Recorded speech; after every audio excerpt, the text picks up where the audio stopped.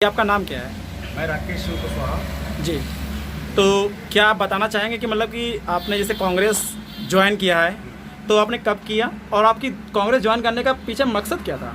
मैंने कांग्रेस पार्टी कल ज्वाइन की है जी। और इसके पहले मेरी कांग्रेस अखिल भारतीय कांग्रेस कमेटी की राष्ट्रीय महासचिव श्रीमती प्रियंका गांधी जी से मेरी बात हुई। उनके निर्देशानुसार हमको अजय कुमार लल्लू जी के यहाँ अवनीश कुमार सलूजा जी हैं, वो लेकर गए और उन्होंने मुझे ज्वाइन कराया।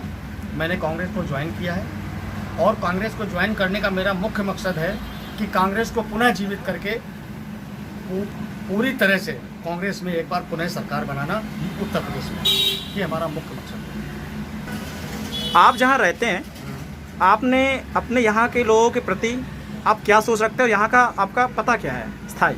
ये हमारा यहाँ का पता है परमियापुरवा, जू रोड, चिड़ियाघर, कानपुर नगर, नवाबगंज, ये पता है हमारा। और हम जिस बस्ती में रह रहे हैं, इस बस्ती पे हम 2007 से लेकर के आज तक लड़ाई लड़ते चले आ रहे हैं और इस बस्ती को आज हमने जो स्थान दिया है, आज यहाँ पर मकान बना के जो लोग रह रहे हैं 1040 परिवार, इन लोगों के लिए हमने रात दिन मेहनत करके इस बस्ती को अमर कराने का काम किया। मैंने पूरा संघर्ष किया है इस बस्ती के लिए, जो हमारे इस बस्ती के लोग गवाह हैं।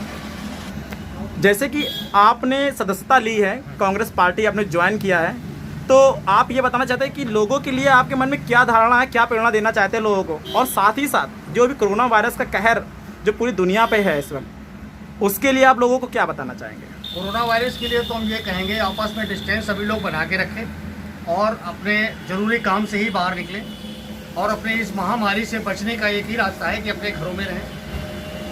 और जब तक बीमारी ख़त्म नहीं हो जाती, चूँकि हमारे यहाँ का जो सरकार आज जंगल राज हमारे यहाँ भाजपा का चल रहा है, इसमें हमारे प्रधानमंत्री जी जिस हर देश में आज वैक्सीन को तैयार करने की, दवा करने की और अस्पताल बनाने की होड़ लगी हुई है, वहाँ हमारे प्रधानमंत्री जी आज मंदिर मस्जिद को बनाने और गिराने में लगे हुए, हिंदू मुसलमान की लड़ाई लड़ाने में लगे हुए।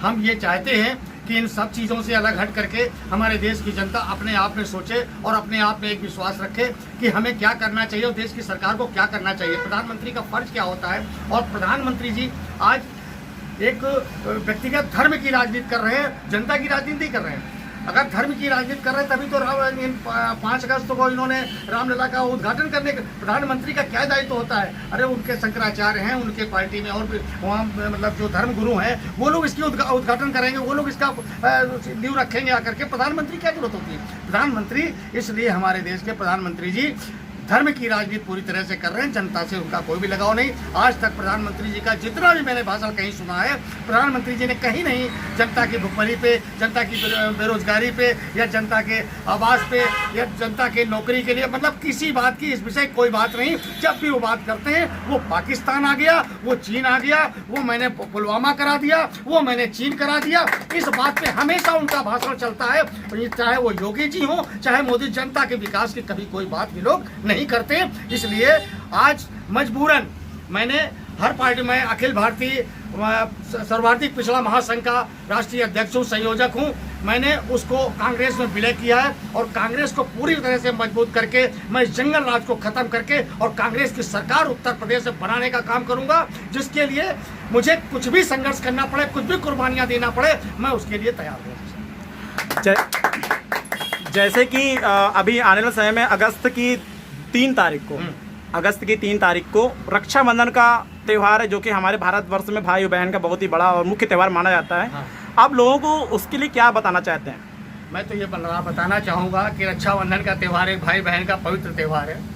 भाई बहन आपस में घर में रह करके अपने त्यौहार को मनाएं और खुशहाल रहें, किसी तरह से अपने आप को इस महामारी से बचाते रहें। कहीं जाने आने की ज़्यादा आवश्यकता नहीं है, अपने घर में रहें। चूँकि हमारे यहाँ की सरकार, जनता मरती है तो मर जाए, उसके लिए उसके पास कोई, हमारे यहाँ हम तो देखते चले आ रहे हैं, बहुत बीमारियाँ आई, हैजा आया, प्लेग आया, चेचक आई, पोलियो आया, सब कुछ आया, लेकिन इस तरह का कभी भी ड्रामा नहीं देखा कि कोरोना को लेकर के इनका व्यापार चल रहा है। इनका सब कुछ, इस तरह की सरकारें मैंने नहीं देखी। इस जंगल राज को खत्म करने के लिए इस देश के नौजवान को आगे आना होगा और कांग्रेस के साथ हाथ मिलाना होगा, ताकि कांग्रेस में आकर के एक ऐसी निष्पक्ष सरकार बने जो सभी के लिए एक मतलब एक अच्छी सोच रखती हो, अच्छी सोच वाली सरकार स्थापित हो।